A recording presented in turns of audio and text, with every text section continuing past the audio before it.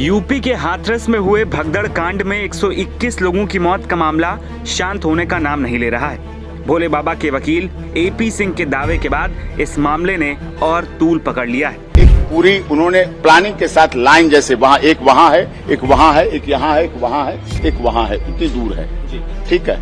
तो वो खड़े होके एक जैसे साजिश पूरी प्लान के तहत एकदम तेजी से भागने के साथ उन्होंने इस तरह से स्प्रे, जैसे ये स्प्रे होता है, हाथ नीचे करके इस तरह से ऐसे करके स्प्रे ऐसे पूरा स्प्रे करते रहे। भोले बाबा के वकील का दावा है कि भगदड़ की घटना इसलिए हुई क्योंकि 15 से 16 लोगों के ग्रुप में सत्संग आयोजन के दौरान भीड़ पर जहर छिड़क दिया था।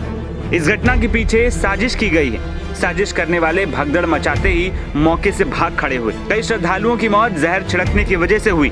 ये सारे दावे भोले बाबा के वकील एपी सिंह की तरफ से किए गए। बता दें कि रविवार को दिल्ली में आयोजित प्रेस कॉन्फ्रेंस में वकील एपी सिंह ने दावा किया कि भगदड़ की घटना सुनियोजित थी। भीड़ में कई लोग ऐसे थे जो वहां जहर के साथ मौजूद थे। ये लोग हाफ पैंट में आए थे। मैंने कई मृतकों की पोस्टमार्टम रिपोर्ट देखे हैं जिनमें मौत का कारण जहर बताया गया है। इन लोगों की मौत दम घुटने की वजह से नहीं हुई है। इस दौरान वकील एपी सिंह ने यह भी दावा किया कि अस्पताल में भर्ती महिलाओं ने भी अजनबी लोगों द्वारा कोई चीज उन पर छिड़कने की बात कही गई।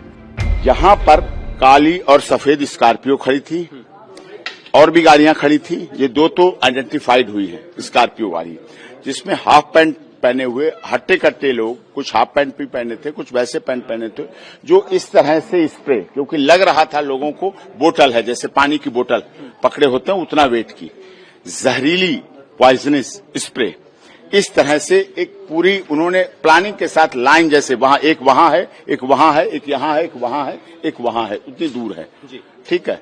तो वो खड़े होके एक जैसे साजिश पूरी प्लान के तहत एकदम तेजी से एकदम भागे और भागने के साथ उन्होंने इस तरह से स्प्रे, जैसे ये स्प्रे होता है, हाथ नीचे करके इस तरह से ऐसे करके स्प्रे ऐसे पूरा स्प्रे करते रहे और भागते रहे और स्प्रे पीछे होता रहा। जो आई विटनेस हैं, जिनकी मां और जो स्वयं भी थे, वो एकदम गिरी। उन्होंने भी बताया कि एकदम जैसे ही सांस ली वैसे ही लगा कि एकदम बस गिर गए। उसके बाद फिर होश आया, तभी होश आया और उसके बाद भगदड़ भी मची, गिरते भी रहे, बेहोश भी होते रहे, कुचलते भी रहे, मरते भी रहे और बेहोश होने के बाद ले जाए गए, क्योंकि एक साथ बेहोश हुए हैं और एक साथ हुआ है सारा काम।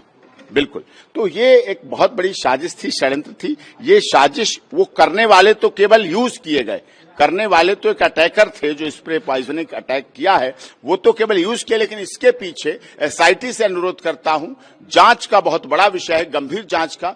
वो लोग कौन हैं जो नारायण साकार हरि को, मानव मंगल मिलन सद्भावना समागम को या सनातन को पूरी तरह से खत्म करने के लिए साजिश रच रहे हैं।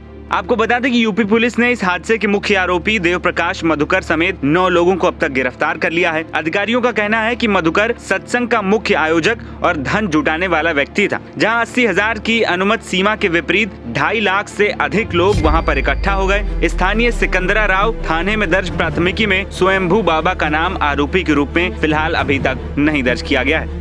वहीं एपी सिंह की बात करें तो ये वही एपी सिंह है जिन्होंने 2012 में निर्भया केस में आरोपियों की तरफ से और 2020 में हाथरस गैंगरेप केस के आरोपियों के पक्ष में केस लड़ा था। इन दोनों ही मामलों ने देश में बहुत हंगामा मचाया था। आरोपियों के खिलाफ पूरा देश खड़ा हो गया था। ऐसे में एपी सिंह द्वारा आरोपियों की पैरवी किए जाने पर उनकी बहुत आलोचना हुई थी। वहीं एपी सिंह ही सीमा हैदर का भी केस लड़ रहे हैं। NBT ऑनलाइन की रिपोर्ट।